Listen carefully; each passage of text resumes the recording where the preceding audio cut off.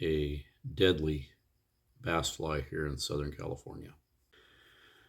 Okay, hey everyone, back at the vise again. So my last video showed a Mr. Wiggly, which I said I like to use as a top fly over a balance leech for bass. I mean, I fish it by itself, but I also like to fish a balance leech underneath it. So we're going to tie that balance bunny leech now.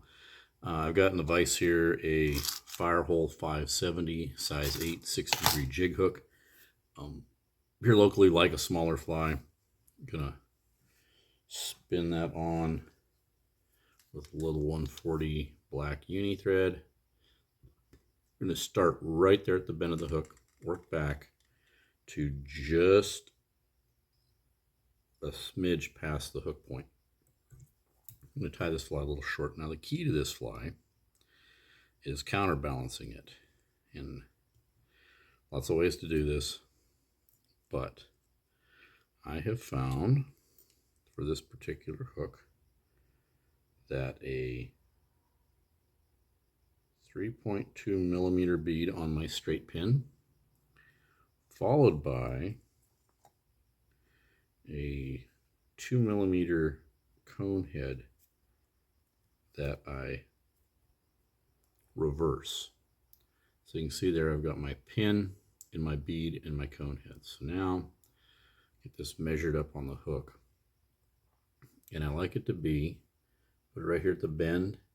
I like the cone head to just touch the eye right there. That, when I pivot it up, gives me about the right for balance. Now look where I'm going to trim my point. I'm going to trim about a 1/4 inch off of that point. The least amount of wire you have past the eye of the hook, the less you have to counterbalance. You don't want to have any weight past this point. So all the weight back here adds to more weight you got to put on the other end. So get that hook point lined up again. Again, the cone head is just touching the eye. Pivot that in place. And now get that wrapped in. Nice tight wraps. Back. Watching that end, you want to build up here a little bit. Cover that sharp end. And now we have the base for our thing. You can wrap and build up material here. I usually just don't mess with it because at the end we'll have material jammed up against that cone head to hold it in place. So you can do it now or waiting later.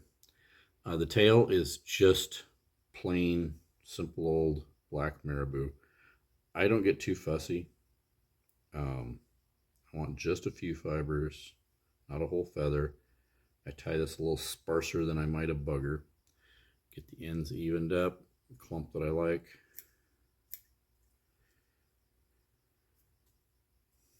Now I like this to extend about, you can see I'm well back on that hook. I'm not going to the shank of the hook. I want the fly, so I want the tail to be about a body length. So I've got a tying point there. Got a couple loose wraps on it and get that secured down. Not a very full tail. I know that. I want it to have just a little movement, a little bit of breathe. This is a pretty sparse fly. Next is one strand of crystal flash, the original here. Double this over. Doesn't have to be exact because we're going to use it to make 2 strands.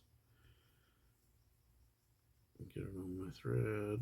About half again. I'm not worried about it being perfect because we're just going to tie so that 2 strands are on the far side. Pull that over, get 2 strands on the near side. Now I can smooth out this body a bit. And now we're going to build out a dubbing loop. Get that dubbing loop right there. Get my thread forward.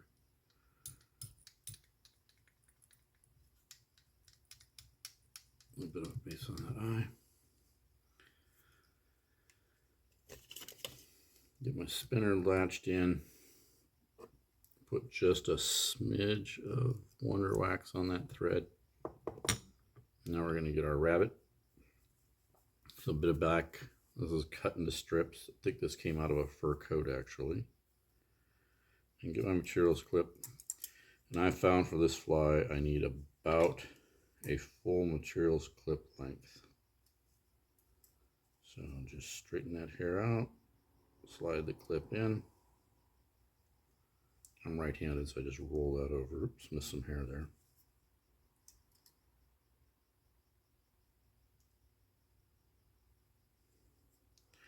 Get that hair all clipped down, trimmed off. Now it's a little short, but you can manipulate it a little bit in the clip to make sure you got enough ends to spin in.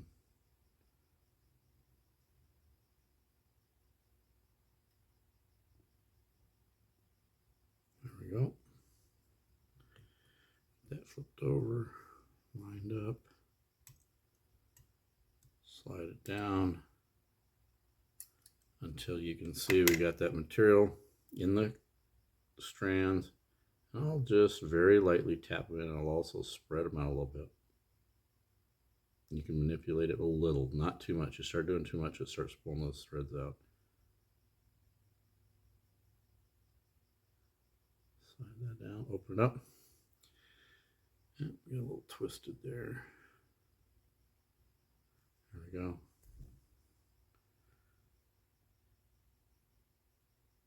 Just realized one of my spinner hooks came undone. Well, I guess I'll be spinning it with one. It will still spin up.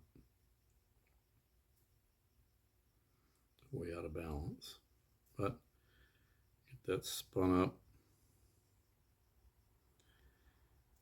And now start wrapping it forward. Now, as I start wrapping, I get my fingers a little wet and smooth those back. And these are fairly loose wraps. But again, I just want to smooth that hair back.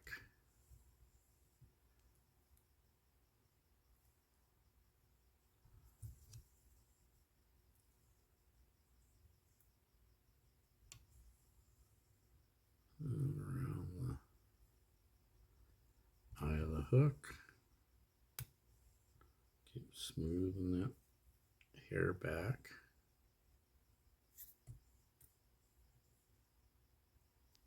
Keeps wanting to roll forward, but that's all right. We'll just keep smoothing it back.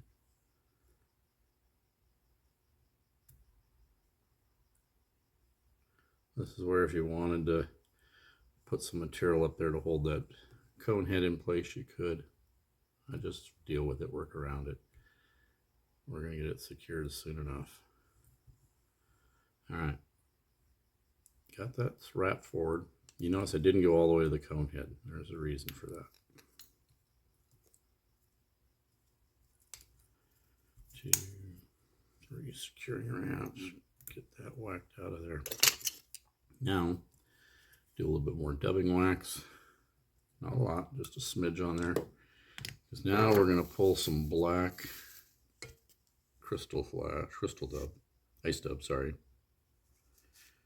I really like this black. It's got hints of purple in it. It's a little bit of flash. And this adds a little pizzazz to the fly, but also will secure that cone head in place. So get your noodle dubbed on there. Sweep those fibers out if you want.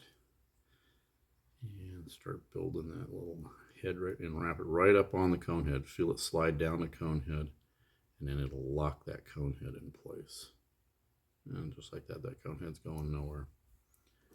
Now a little magic sallies on my thread.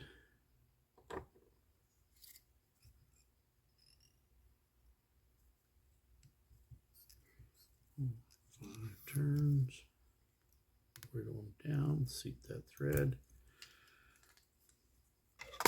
Pop that off. Go down, cut my crystal flash to length. And the ultimate test is, I got my needle through the eye, pop it off the vise, and voila. Balance leech. I call this kind of a bucket mouth leech because I've reversed that cone.